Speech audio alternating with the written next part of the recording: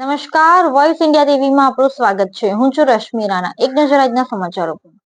સુરતમાં બાપ દીકરીના સંબંધને લજવતો એક કિસ્સો સામે આવ્યો છે. દિંડોલીમાં સગા બાપે જ પોતાની સગી દીકરી સાથે અડપલા કર્યા હતા.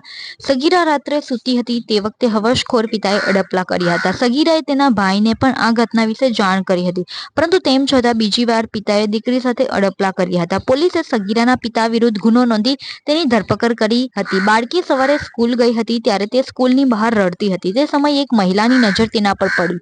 જાગૃત મહિલા સગીરાને લઈ પોલીસ સ્ટેશન પહોંચી હતી, જ્યાં પોલીસે સગીરાની પૂછપરછ કરતા નરાધમ બાપની કરતૂત ખુલ્લી પડી હતી અને સગા બાપે જ તેની સાથે શારીરિક અડપલા કર્યા હોવાનું ખુલ્યું હતું, જેથી પોલીસે સગીરાના પિતા વિરુદ્ધ ફરિયાદ નોંધી તેની ધરપકડ કરી છે. મળતી માહિતી મુજબ સગીરા અને તેનો ભાઈ 17 વર્ષનો તેના પિતા સાથે રહેતા હતા. જો પિતાને દારૂ પીવાની ટેવ હોવાથી માતા છેલ્લા 3 વર્ષથી અલગ રહેતી હતી. એટલું જ નહીં, આરોપી પિતાને માતા સાથે કોર્ટમાં કેસ પણ ચાલે છે. ત્યારે આ સમગ્ર મામલે હાલ તો પોલીસે બાળકીના પિતાની ધરપકડ કરી કાયદેસરની કાર્યવાહી હાથ ધરી છે. સર, ડિંડોલીમાં પિતા વિરુદ્ધ જ ફરિયાદ દાખલ થઈ છે, શું હકીકત છે?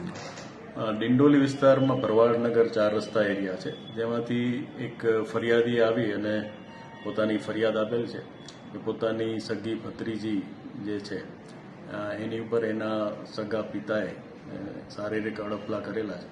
જે સંબંધે પોલીસે તાત્કાલિક એની ફરિયાદ લઈ અને કાયદેસર કાર્યવાહી કરી અને એની પિતાની ધરપકડ કરેલી છે.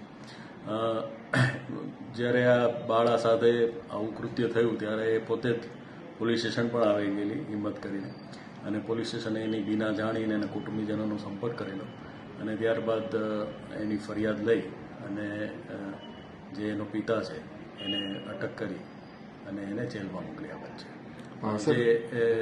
આ જે છે બાળા છે એની સાથે એની માતા હાલ એના વતન ગયેલી હોય ને એનો ગેરલાભ લઈ અને પિતાએ આ કૃત્ય કરેલું હોય એવું તપાસમાં ખુલવા પામેલ છે.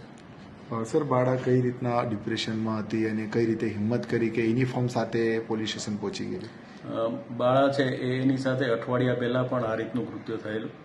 પછી આ ફરીવાર એનું રિપીટેશન થતાં બાળાએ જે સ્કૂલ ડ્રેસ સાથે જ એક મહિલાને એને વાત કરેલી અને એક મહિલાએ એને હિંમત આપતા એ પોલીસ સ્ટેશન આવેલી અને પોલીસ સ્ટેશન આવીને પોતાની આપવીતી જણાવતા પોલીસે એની ગંભીરતા સમજી એની ફરિયાદ લઈ અને તાત્કાલિક કાર્યવાહી કરેલ છે અને હાલ એના પિતા છે એ જેલ હવાલે છે.